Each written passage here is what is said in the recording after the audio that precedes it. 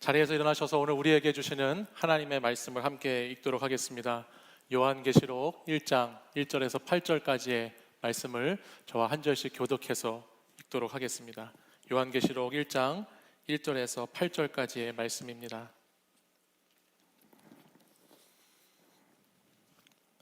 예수 그리스도의 계시라. 이는 하나님이 그에게 주사 반드시 속히 일어날 일들을 그 종들에게 보이시려고 그의 천사를 그 종 요한에게 보내어 알게 하신 것이라.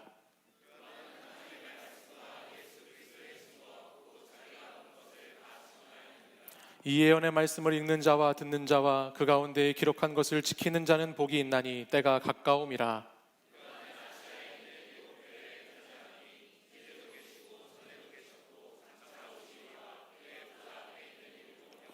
또 충성된 증인으로 죽은 자들 가운데에서 먼저 나시고 땅의 임금들의 머리가 되신 예수 그리스도로 말미암아 은혜와 평강이 너희에게 있기를 원하노라. 우리를 사랑하사 그의 피로 우리 죄에서 우리를 해방하시고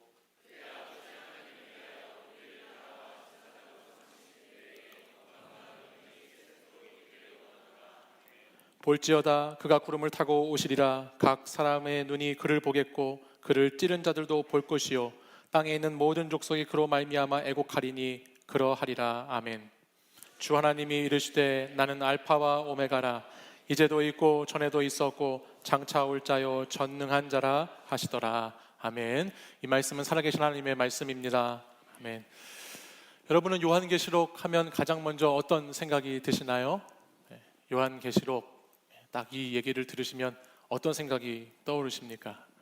요한계시록을 가지고 영화를 한 편 만들어 본다라고 생각하시면 여러분은 어떤 영화의 각본을 쓰시고 어떤 영화를 만드실 것 같으신가요? 아마도 많은 분들은 종말의 위기나 마지막 때의 심판, 저주, 그리고 이 세상 미래에 일어날 공포스러운 일들을 이 영화의 소재로 사용해서 이 영화는 그런 영화들이 만들어질 것 같다라는 생각을 하실 분들이 많이 있으실 것 같습니다. 특별히 계시록에 나오는 많은 상징과 비유들의 말씀들을 오늘날 이 시대에 많은 사람들이 잘못 해석하고 또 성경을 오용하는 것으로, 왜곡하는 것으로 말미암아서 우리에게 이 계시록의 말씀은 굉장히 두려운 말씀으로, 또 접근하기가 무서운 말씀으로, 마지막 날에 읽어야 할 말씀으로 우리에게 생각되어지는 말씀입니다. 그래서 계시록이라고 하면 미래를 알고 싶어하는 사람들이 읽어야 한다거나 아니면 뭔가 특별한 마지막 때를 기다리는 연구하는 학자들이 잘 조사하면서 해석하면서 읽어야 하는 책으로 여기기가 쉽고, 어차피 우리 일반 성도들은 어차피 그 내용을 읽어도 이게 무슨 말인지 도대체 뭐가 뭔지 잘 모르겠고 해서 그냥 무심코 지나쳐버리고 넘어가기 쉬운 말씀이 요한 계시록의 말씀입니다.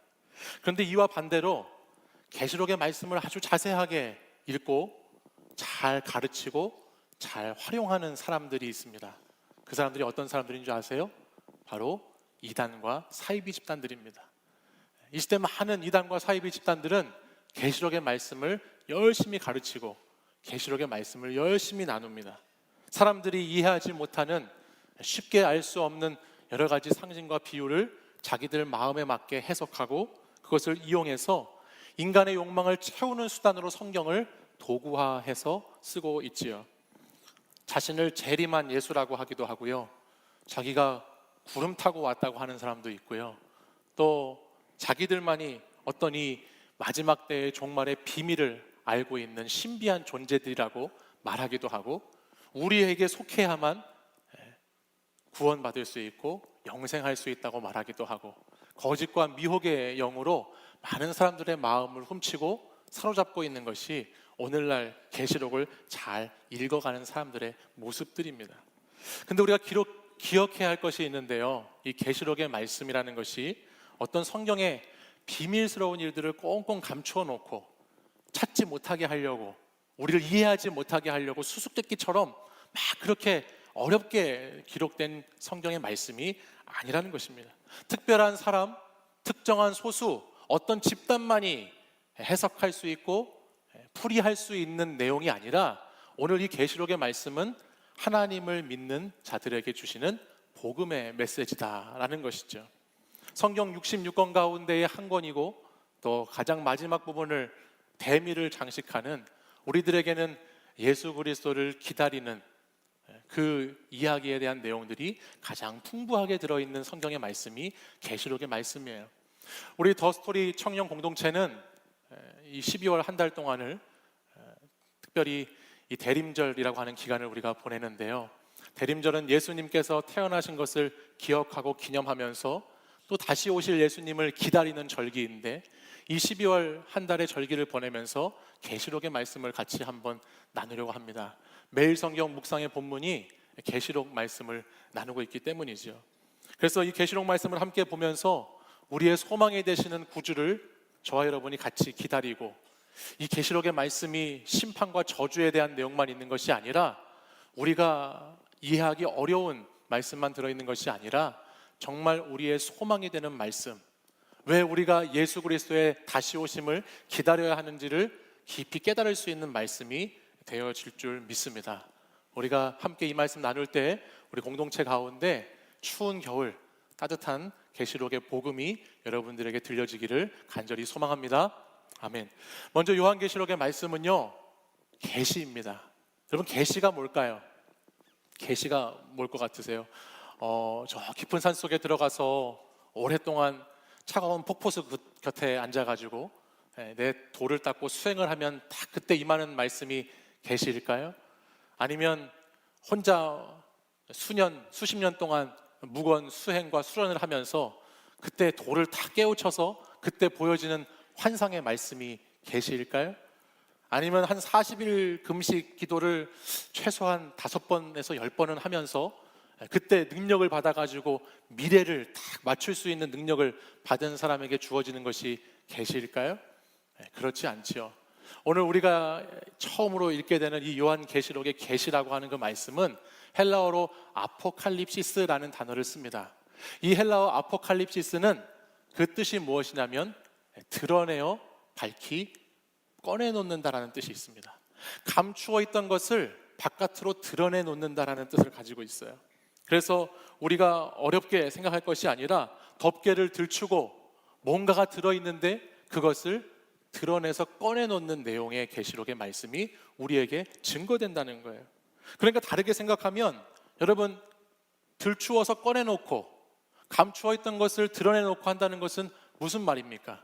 세상의 몇몇 사람들에게만, 어떤 집단에게만 이해되고 해석되고 풀이되게 하려고 이 말씀이 있는 것이 아니고, 이 말씀 자체는 그 말씀을 읽는 자, 그 말씀을 듣는 자, 그 말씀을 지키려고 하는 자, 그 모든 자들에게 하나님이 주시는 복음의 메시지다라는 것이에요. 특별히 요한을 통해서 하나님께서 우리에게 또 그 당시 사람들에게 깨달음을 주시고자 주시는 하나님의 말씀이다라는 것이죠. 여러분, 성경 말씀 안에는요, 많은 계시의 말씀들이 있습니다. 성경의 말씀을 보면 여러분, 많은 선지자, 예언자들이 등장하시는 것을 볼 수 있습니다. 우리가 알게 되는 다니엘이나 이사야나 이런 많은 사람들도 당시에는 선지자였고 예언자들이었습니다. 근데 그들의 모습을 자세히 보면요, 그 예언자들의 계시의 말씀이 단순히 미래에 일어나는 어떤 사건, 어떤 딱 쪽집게 무당처럼 어떤 사건에 대해서 어떻게 된다라고 예언하는 장면은 성경에서 참된 예언자에게 발견되지 않습니다. 제가 보니까 12월이 되면요, 내년의 운세를 알기 위해서 많은 사람들이 점집에 찾아간다고 그래요. 점집에 찾아가서 내년에 나는 어떻게 될 것인지에 대해서 많은 사람들이 점을 친다고 합니다. 근데 한 가지 재밌는 것은 뭐냐면, 요즘에는 이 점집도 점집 후기가 좋아야 점집에 후기가 작성이 잘 좋은 댓글이 달려야 그 점집에 사람들이 많이 몰린다는 거예요. 근데 대부분 그 후기들을 보면 어떤 후기들이겠어요? 그 점쟁이가 나한테 말한 내용들이 어떤 내용들이겠어요? 좋은 내용들이겠죠. 그렇죠?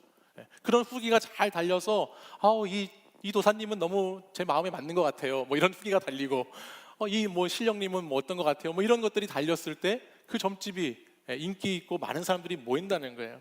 근데 이런 미신적인 것의 특징이 뭐냐면요, 언제나 이 사람들이 계시하고 예언하는 특징이 뭐냐면 늘 상황에 초점이 맞춰져 있다는 거예요. 어떤 상황, 나중에 우리 상황이, 내가 상황이 어떻게 될 것인가, 가서 물어보는 거 뻔한 거 아니에요? 경기가 좋아집니까? 그 상황이 어떻게 나아집니까? 제가 좋은 남자 여자 만날 수 있겠습니까?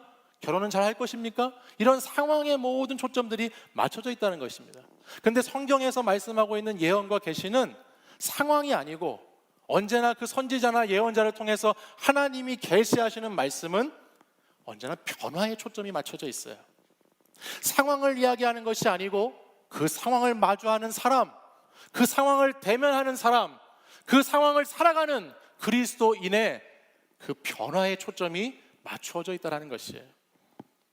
과거에 하나님께서 우리에게 어떻게 하셨는지를 기억하고 오늘 우리가 그 하나님으로부터 왜 이렇게 떨어지게 되었는지, 하나님을 거부함으로써 우리는 어떻게 망가지게 되었는지, 하나님을 대적함으로써 오늘 우리의 삶의 자리가 왜 이렇게 황폐하게 되었는지를 계속해서 고발하고, 그리고 이제 너희들 그러면 안 되고 앞으로의 너희들의 삶의 모습은 하나님을 다시 찾아야 하고 하나님을 다시 불러야 하고 하나님을 다시 의지해야 한다라고 하는 예언, 하나님만을 붙잡아야 한다고 하는 그 계시의 말씀을 이 예언자들이 들려주고 있다는 것이죠.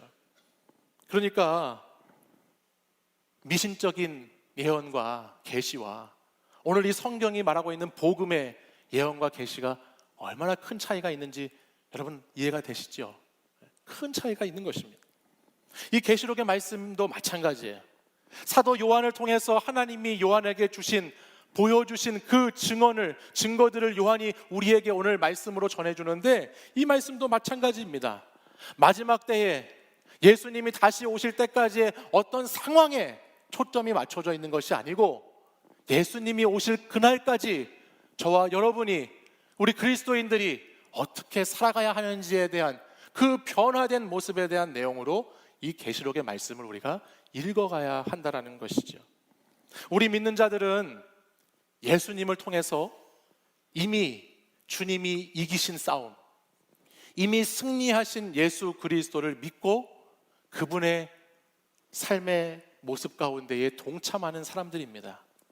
저와 여러분 믿는 자들은 이미 예수님이 오셔서 십자가에 달려 죽으시고 부활하신 그 놀라운 하나님의 계획으로 말미암아 예수님이 다시 오실 날까지도 우리에게 이미 승리가 주어졌음을 믿고 그것을 신뢰하면서 어떻게 오늘 우리의 자리가 힘들지만, 어떻게 우리의 자리에서 믿음을 지키는 것이 어렵지만 그 승리를 가지고 있는 사람의 삶을 이 땅에서 살아갈 것인가에 대한 것을 고민하게 하는 것이 계시록의 말씀이다라는 것이에요. 오늘의 현실을 마주하여서 신앙 공동체가 어떻게 살아갈 것인가, 어떻게 주님 오실 때까지 우리는 어떤 모습으로 기다릴 것인가, 그거에 대한 해답을 우리 요한계시록의 말씀은 증거하고 있는 복음의 메시지라는 것이죠. 우리 함께 요한계시록 1장 1절의 말씀을 같이 한번 읽어보실까요? 우리 같이 한번 한 목소리로 읽어보겠습니다. 시작. 예수 그리스도의 계시라. 이는 하나님이 그에게 주사 반드시 속히 일어날 일들을 그 종들에게 보이시려고 그의 천사를 그 종 요한에게 보내어 알게 하신 것이라. 아멘. 1절 첫 부분 앞부분을 잘 보십시오. 누구의 계시입니까? 다시, 누구의 계시입니까? 예수 그리스도의 계시입니다. 예수 그리스도의 계시라고 하는 것은 예수 그리스도로부터 예수님에 대해서 예수님에 관한 계시다라고 1장 1절 가장 앞부분이 선포하고 있습니다. 그러니까 이 말은 우리가 앞에서 이야기 나누었던 것처럼 계시라고 하는 것이 밝히 보여주는 것인데, 감추어져 있던 것을 드러내는 것인데, 지금 무엇을 보여주고 무엇을 드러내고 있다는 말이죠? 예수 그리스도를 보여주고 드러낸다는 말이죠. 그러니까 요한계시록의 말씀이 무슨 신비한 이야기거나 판타지 이야기거나 무슨 우리의 상상 너머의 어떤 이상한 신비로운 그런 어떤 이야기들이 아니고, 오늘 이 요한계시록의 말씀은 어떤 말씀이냐면 예수 그리스도의 계시의 말씀, 예수 그리스도를 가르쳐주는 말씀, 예수 그리스도를 알리는 말씀, 예수님에 관한 말씀이다 라는 것이에요. 그렇기 때문에 여러분, 이 계시는요 구하는 것이 아니에요. 계시는 우리가 아까 앞에서 말한 것처럼 산속에 들어가거나 얼마를 굶고 기도하거나 특별한 무엇을 해가지고 받아지는 것이 계시가 아닙니다. 여러분, 계시는 그렇게 막 구한다고 합니까? 계시는 받는다고 합니까? 여러분, 용한 건 좀 이상하네요. 그런 분들이 계시를 난 계시를 구했어, 계시를 구했습니다라고 말합니까? 계시를 받았어, 계시를 받았습니다라고 말합니까? 계시를 받았다라고 말하지. 계시는 받는 것입니다. 그리스도의 복음을 받는 것이기 때문에 그래요. 에베소서 2장 8절에 말씀해 보면 이렇게 성경은 기록하고 있어요.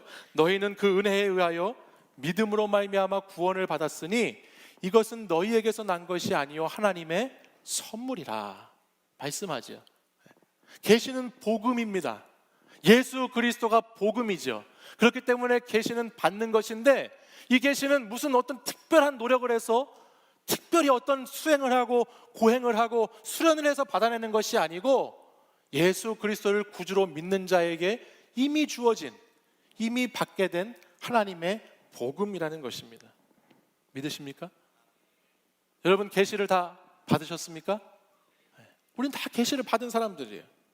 우리가 계시를 받았다고 하는 이상한 사람들을 너무나 많이 봤기 때문에 계시를 받았다고 하는 게 나도 이상한 것처럼 느껴지지만, 우리 모두는 사실 계시를 받은 사람들이라는 것입니다. 그렇기 때문에 계시록에 나오는 환상이나 상징이나 비유의 말씀, 그것들이 많이 나오거든요.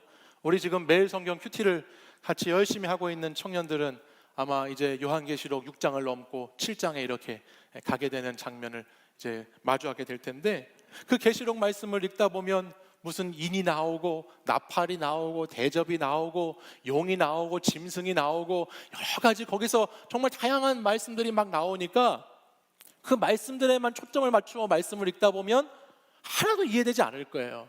근데 그 계시록에 나오는 그 상징, 비유나 환상들을 그 자체를 어떻게 풀이할 것인지, 그 자체를 어떻게 해석할 것인지에 대해서 거기에 초점을 맞추지 말고, 이 계시록의 말씀을 읽는 가운데 이것이 어디까지나 예수님께서 예수님을 드러내시는 말씀이라고, 예수님을 우리에게 밝히 보여주시고 알리시기 위한 말씀이라고 우리가 접근하게 되면, 그 말씀을 우리가 조금씩 묵상하고 나눌 때에 더 깊이 이해하게 될 수 있다는 것이죠.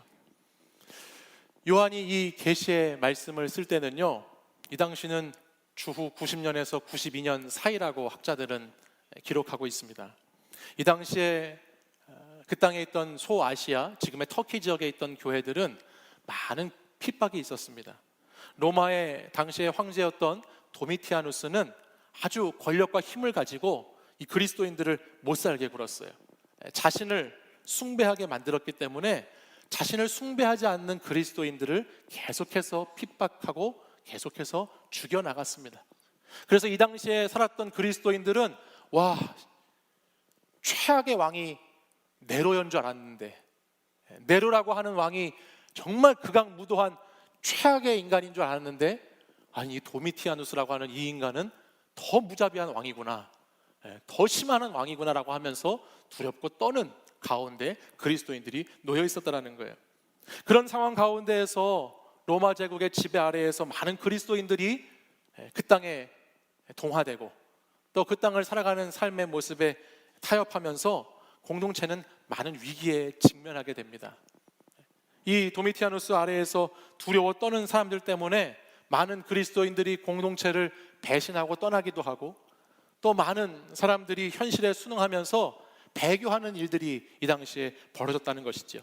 특별히 도미티아누스는 자신을 인간 왕이 아니고 자신을 신적인 존재로 만들려고 무진장 애를 쓰고 힘을 썼기 때문에 나는 신이라고 부르고 나를 신이라고 부르라고 충성을 다하라고 섬기라고 요구했기 때문에 황제 숭배를 도저히 할 수 없는, 그것을 거부해야 하는 그리스도인들과는 계속해서 부딪힐 수밖에 없고, 그것을 통해서 많은 사람들이 감옥에 끌려가고 그것을 통해서 많은 사람들이 죽음에 이르게 되는 아주 가슴 아픈 일들이 이 당시에 일어나게 되었다는 것입니다.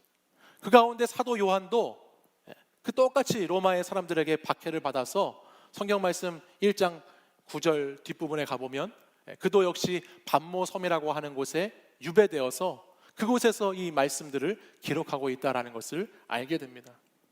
여러분, 이렇게 환난의 시대, 어려운 시대가 닥쳐오면 사람들은 뭐를 기대하게 될까요? 삶이 힘들고 어려우면 사람들은 뭐를 기대하게 될까요? 마지막 날을 기대하게 되죠. 내 인생이 너무 힘들고 너무 비참하고 너무 고달프면 사람들은 마지막 날을 기다리게 됩니다. 그래서 어떤 사람들은 그 마지막 날을 스스로 취하는 사람들도 있잖아요. 환난의 때를 보내는 사람들은요, 그 환난의 세상이 끝이 오기만을 간절히 기다리는 거예요. 여러분 생각해 보시면 우리에게 닥치는 환난이 고난이 되는 이유가 뭡니까? 왜 환난이 우리에게 그렇게 고난되고 힘든 것이 됐죠? 그 끝을 모르기 때문이죠.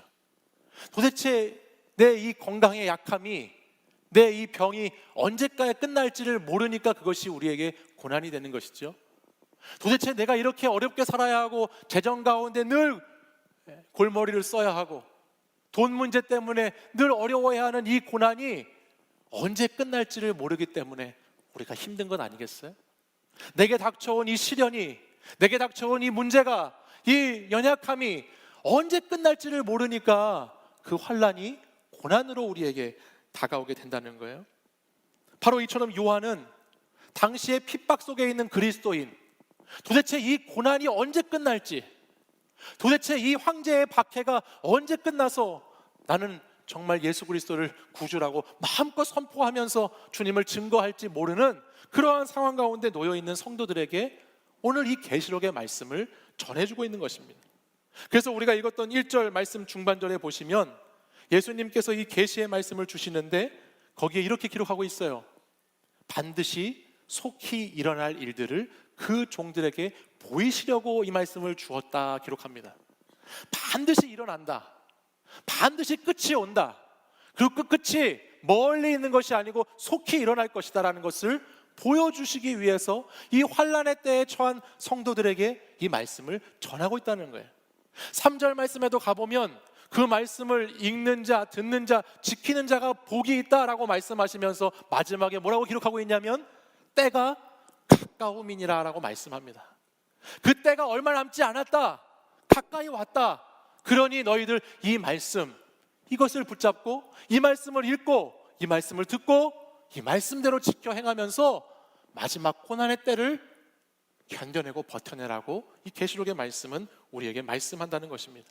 그 가운데에도 중요한 것이 2번에 걸쳐서 반복되는 말씀이 나옵니다. 그 말씀이 바로 4절과 8절에 나오는데 우리 4절과 8절 말씀을 저와 같이 한번 읽어보도록 하겠습니다. 우리 먼저 4절 말씀을 같이 한번 읽어보지요. 시작. 요한은 아시아에 있는 7교회에 편지하노니 이제도 계시고 전에도 계셨고 장차 오실 이와 그의 보좌 앞에 있는 7 영과 아멘. 잘 보세요. 여기 부분 이 말씀을 잘 보시고 8절로 넘어가 보겠습니다. 8절 말씀도 다시 같이 한번 읽어보겠습니다. 시작. 주 하나님이 이르시되 나는 알파와 오메가라. 이제도 있고 전에도 있었고 장차 올 자요 전능한 자라 하시더라. 아멘. 어떤 말씀이 이 두 구절에서 반복되지요? 뭐가 반복됩니까? 정확하게 말씀하시긴 어렵겠지만 이런 것이죠. 하나님께서 이제도 계시고 전에도 계셨고 앞으로도 계실 것이다 라는 말씀이 반복되지요. 환난의 때를 살아가는 사람에게, 인생의 추운 겨울과 같은 계절을 곤고한 시간을 보내고 있는 성도들에게 요한을 통해서 하나님이 주시는 이 계시록의 복음의 메시지가 무엇이냐? 나는 이제도 있고 전에도 있었고 앞으로도 있을 것이다 라고 하는 메시지예요. 하나님은 지금도 계시고 전에도 계셨고 장차 앞으로도 계실 하나님이시다라는 말씀입니다. 이것이 우리에게 소망의 말씀이 되는 것이죠. 내가 기쁠 때나 내가 슬플 때나 내가 잘 나갈 때나 잘 나가지 못할 때나 내 마음이 평안할 때나 무너질 때나 언제나 하나님이 함께 계신다라고 하는 약속의 말씀이지요. 내가 군대에 있을 때, 내가 유학 시절 때, 내가 취업을 준비할 때, 내가 어떤 상황 속에 있을 때만 계신 하나님이 아니라 하나님은 이제도 전에도 앞으로도 계시는 임마누엘의 하나님이 너의 하나님이다라고 하는 말씀을 우리에게 들려주시는 줄 믿습니다. 그것이 계시록의 말씀이에요. 요한의 당시에도 그렇고 오늘 우리도 그렇듯이 이 세상을 살아가면서 우리는 많은 시간 좌절하기도 하고 절망 가운데 빠지기도 하죠. 그러나 우리가 소망을 두고 살아갈 수 있는 이유가 어디 있습니까? 우리에게 있는 희망의 당위성이 어디 있습니까? 그것은 바로 우리와 함께 계시는 하나님 아버지가 계시기 때문인 줄 믿습니다. 보통 이 말씀을 저는 보면서요, 여러분 일반적으로 이 말씀을 표현하려면요, 우리가 상식적으로 이 말씀을 시간 순서대로 표현하려면 원래 이렇게 표현해야 맞지 않을까요? 전에도 계셨고, 그렇죠? 이제도 계시고 앞으로도 계실 나는 너의 하나님이다 라고 말하는 게 맞지 않겠어요? 과거, 현재, 미래를 얘기하면서 난 옛날에도 있었어, 계속 너랑 있었어, 지금도 너랑 있어, 앞으로도 있을 거야 라고 이런 시간 순서로 말하는 것이 보통 일반적이지 않습니까? 근데 우리가 읽은 이 요한계시록 1장의 4절과 8절 말씀을 보면 그 순서가 좀 바뀌어 있죠. 뭐가 먼저 있습니까? 이제도 계신 하나님이 먼저 있어요. 오늘 여기에 지금 계신 하나님이 먼저 있어요. 왜 그럴까요? 왜 하나님이 내가 지금 너와 함께 한다고, 내가 지금 여기에 너와 함께 하고 있다고 왜 계속해서 말씀하실까요? 너무너무 성도들이 힘드니까요. 너무너무 그리스도인으로 살아가는 것이 어려우니까요. 이 세상 가운데 살아가는 하루하루가 너무 괴롭고 너무 마음이 아프니까 하나님은 오늘 말씀을 주시면서 나는 오늘 지금 이 시간 너와 함께하는 하나님이라고, 그 하나님이 너의 하나님이라고 오늘 우리에게 말씀해주고 계시죠. 바로 이 하나님이 저와 여러분의 하나님이신 줄 믿어요. 믿으시기 바랍니다. 제가 최근에 한 글을 읽었어요. 글을 읽다가 그 책에서 하여가와 단심가를 이렇게 쓰고 있는 글을 읽었습니다. 여러분 하여가를 혹시 아시나요? 제가 하여가를 아시나요? 라고 물었을 때 이 하여가가 1993년에 발매된 서태지와 아이들의 하여가라고 아시는 분들은 연식이 오래되신 분들이죠. 그분들은 저랑 굉장히 친밀한 분들, 가까운 분들이에요. 하여가를 아시나요? 라고 했을 때 서태지를 생각했다면 여러분 회개하시기 바랍니다. 서태지의 하여가, 그래서 제가 추억 소환으로 예전에 오래됐어요. 우리 여기 있는 지금 2000년생도 있기 때문에 제가 1993년 얘기를 하는 것이 참 부끄럽지만은 제가 추억 소환으로 다시 하여가를 찾아서 들어보았어요. 근데 놀라운 걸 발견했습니다. 서태지의 음악이 2019년에 들어도 촌스럽지가 않아요. 너를 볼 때마다 내게 가슴 떨린 그 느낌이 있었지. 이게 너무 이 멜로디와 이 노래가 하나도 촌스럽지 않아요. 전 놀랐습니다. 다시 이걸 찾아보면서 굉장히 놀랐는데, 여러분 하여가는 고려 말에 이방원이 지은 시입니다. 하여가는 이방원의 시죠. 고려 말 충신 정몽주를 회유하기 위해서 이방원이 지었다고 알려져 있는데, 제가 그 서태지의 하여가 말고 그 이방원의 하여가를 한 수 읊어드리겠습니다. 자, 보시죠. 하여가. 이런들 어떠하며 저런들 어떠하리, 만수상 드런치기 읽혀진들 어떠하리, 우리도 이같이 얽혀져 백년까지 누리리라. 아멘. 네, 뭐 이런 시입니다. 네, 이런 시인데 이게 하여가예요. 이게 하여가인데요. 이 내용을 뭐 따지고 뭐 문학에 뭐 국문과 나오신 분들이 뭐 이거를 어떻게 뭐 하고 쪼개고 뭐 하면은 뭐 말이 많겠지만, 저와 여러분이 늘 그랬듯이 이 내용 단순하게 무슨 내용입니까? 잘 먹고 잘 살자는 내용이잖아요, 그죠? 그냥 우리가 생각할 때 쉽게 생각하면 잘 먹고 잘 사는 게 최고다. 그냥 이 시대 시류의 흐름에 편성해서 세상이 물이 흘러가는 대로 거기에 내 몸을 던지고 맡겨서 그냥 잘 사는 게 최고다라고 하는 시가 바로 하여가의 시입니다. 그래서 고려든 조선이든 잘 먹고 잘 사는 곳에 정몽주라고 하는 사람을 회유시키기 위해서 이 시를 지었다라고 그래요. 근데 이와는 정반대의 메시지를 전하는 또 한편의 시가 있습니다.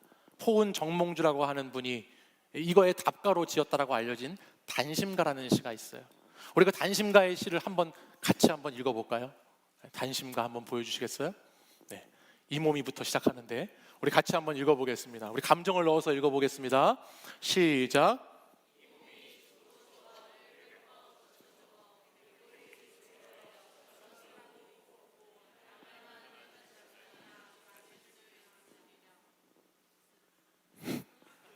잘 읽으셨어요.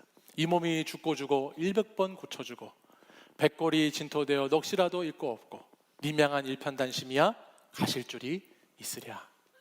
정몽주가 답가로 지은 단심가라는 시입니다. 이 시의 내용 뭘까요? 나는 한 놈만 팬다. 한 길만 가겠다. 나는 내 것을 지키겠다.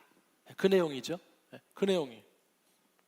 여러분, 이 두 시 중에서 어느 것이 더 멋있게 느껴지십니까? 정몽주의 단심가, 이방원의 하여가 어떤 것이 더 멋있게 느껴지세요? 그래요. 단심가가 멋있게 느껴진다고. 여러분들, 단심가를 보면 참 지조가 있고 충신의 절개가 느껴지고 어떻게 저렇게 멋있는 사람인지 느끼지만 실제 우리의 삶 속을 들여다보면 우리의 삶의 자리 가운데에는 하여가가 불러지고 있는 삶을 살고 있는 저와 여러분의 모습을 보게 되죠. 이 하여가의 노랫소리가 얼마나 더 매력적으로 우리에게 들려오는지 모릅니다. 세상에서 성공하려면 세상의 법칙을 따라가야 하지요.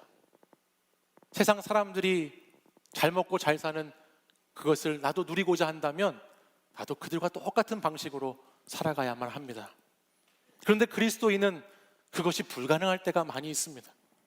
우뚝 솟은 도미티아누스의 황제의 신상에 절하라고 할 때, 내 눈앞에 보이는 이 신상에 딱 한번 눈 질끈 감고 절하고 지나가면 편안하게 살 수 있고 가족들에게 아무런 문제도 닥치지 않고 성공이 보장되고 이 땅에서 잘 먹고 잘 사는 길이 열린다고 하는데, 그리스도인들은 내 안에 있는 신앙의 양심 때문에, 내 안에 있는 성령님 때문에 그 신상에게 절해야 말지를 갈등하는 사람들이 그리스도인이지요. 세상을 쫓아가면 좋은 기회가 열려서 좋은 시간이 열리고 나에게 좋은 계절이 열릴 텐데 그것에 대해서 정말 그 길을 가야 할지 말아야 할지 우물쭈물하다가 기회를 놓쳐버리기도 하고, 세상 사람 아무도 알아주지 않는 순결을 지킨다고 나 혼자만 동떨어진 것처럼 지내기도 하고, 오늘 이 시대를 살아가면서 남들이 다 하는데 남들처럼 다 하지 못해서 힘든 것이 한두 가지가 아닌 것이 그리스도인의 삶의 모습들이죠. 근데 여러분, 꼭 기억하십시오. 이 세상에 핍박받는 그리스도인들을 하나님은 그냥 두시지 않는다는 사실이에요.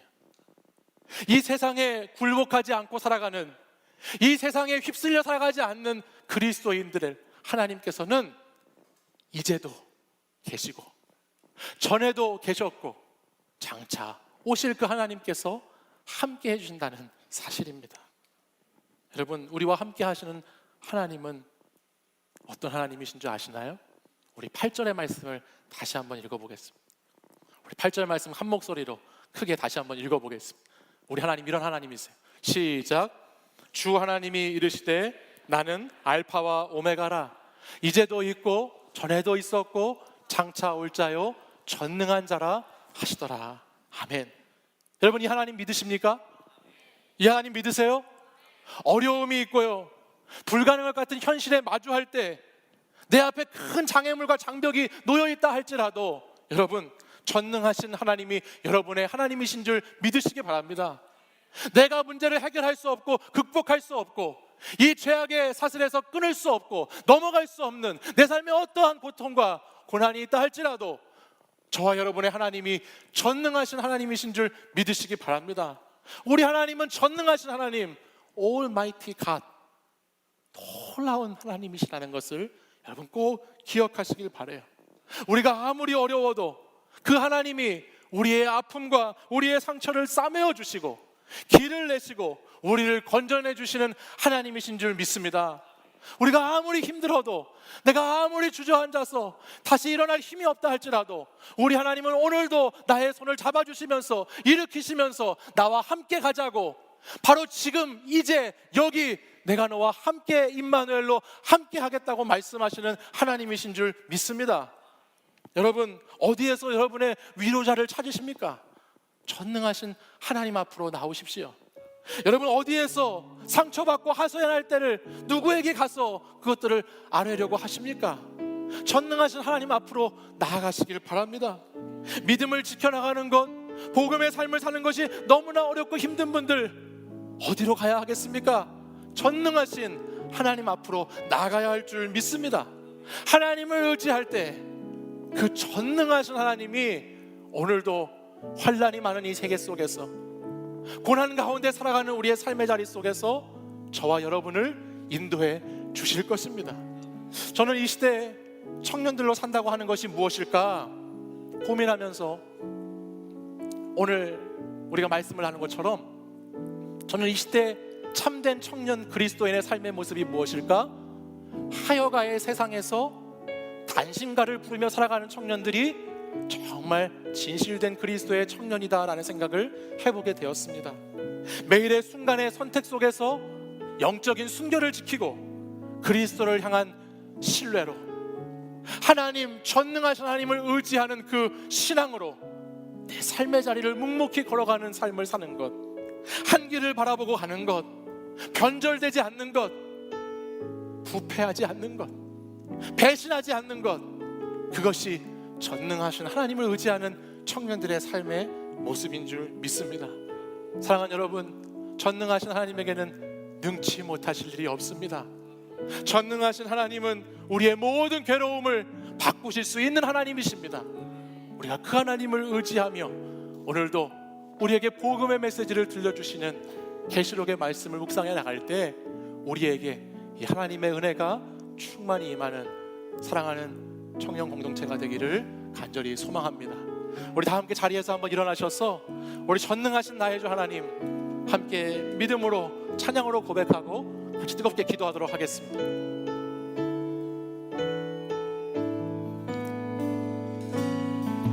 전능하신 나의 주 하나님은 능치 못하실 일 전혀 없네. 우리의 모든 간구도, 우리의 모든 생각도, 우리의 모든 꿈과 모든 소망도 신실하신 나의 주, 신실하신 나의 주 하나님은 우리의 모든 괴로움 바꿀 수 있네. 우리의 모든 괴로움 바꿀 수 있네.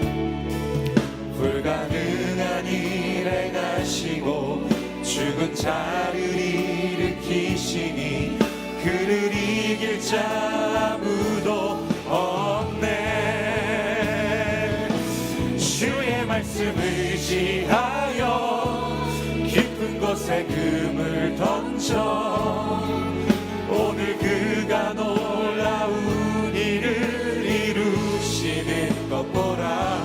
주의 말씀 의지하여 믿음으로 금을 던져 믿는 자에게 능치 못함 없네. 다시 한번 고백하겠습니다. 전능하신 나의 주 하나님을 능치 못하실 일 없으십니다. 능치 못하실 일 전혀 없네. 우리의 모든 간구도, 우리의 모든 생각도, 우리의 모든 꿈과 모든 소망도 신실하신 나의 주 하나님, 신실하신 나의 주 하나님은 우리의 모든 괴로움 바꾸실 수 있습니다. 우리의 모든 괴로움 바꿀 수 있네. 불가능한 일 행하시고, 불가능한 일 행하시고 죽은 자를 일으키시니 그를 이길 자 아무도 우리 없네. 믿음으로 다 같이 선포하겠습니다. 주의 말씀, 주의 말씀을 의지하여 깊은 곳에 금을 던져 오늘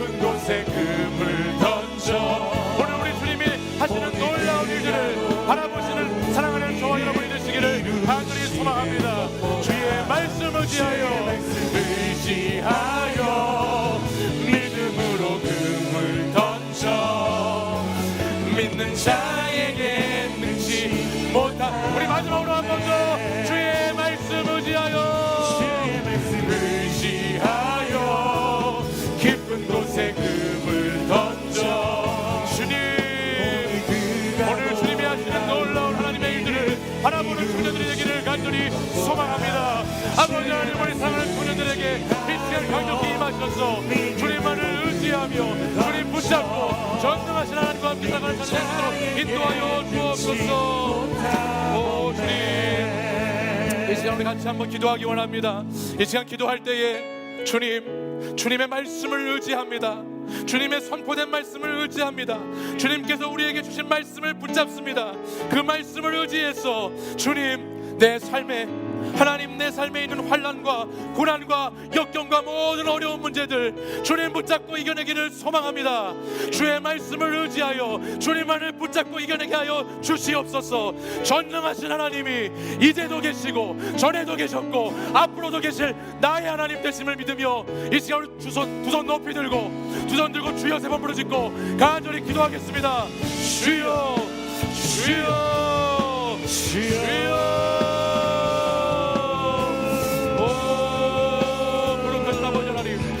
하나님만을 의지하고 하나님만을 바라봅니다.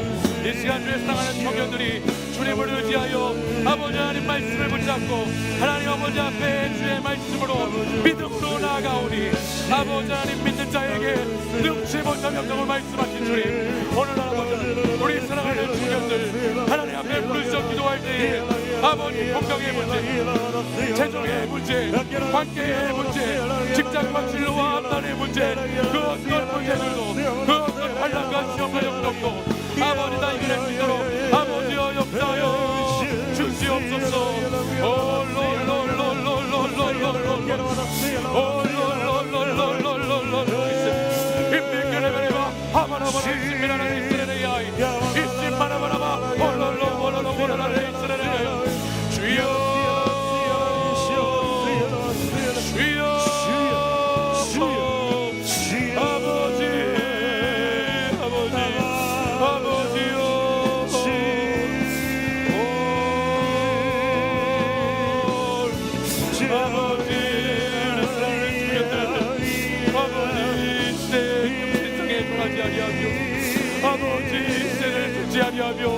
하나님 말씀을 의지해 상황을 바라보는 것이 아니라 나의 삶을 하나님께 드릴 때에 아버지 우리 사랑하는 청년들 하나님 이들의 기도에 응답하여 주시고 이들의 간구와 부르짖음에 아버지 하나님 역사해 주시기를 간절히 기도합니다. 주여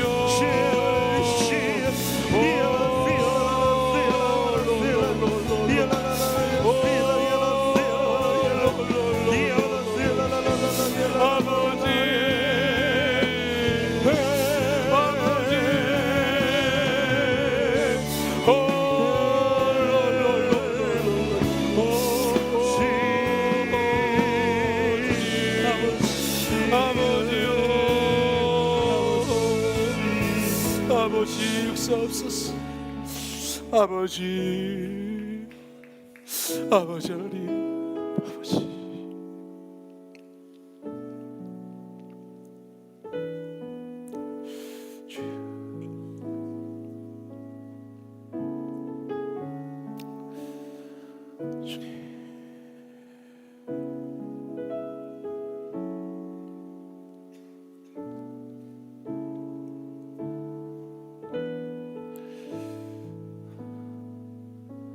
이제도 계시고 전에도 계셨고 앞으로도 우리와 함께 계신다고 약속하신 하나님 아버지, 전능하신 하나님 아버지를 의지하여 오늘 이 험한 세상 가운데 살아가는 주님의 청년들과 성도들이 주 앞에 믿음을 가지고 이 시간 말씀을 의지하여 함께 기도하였습니다.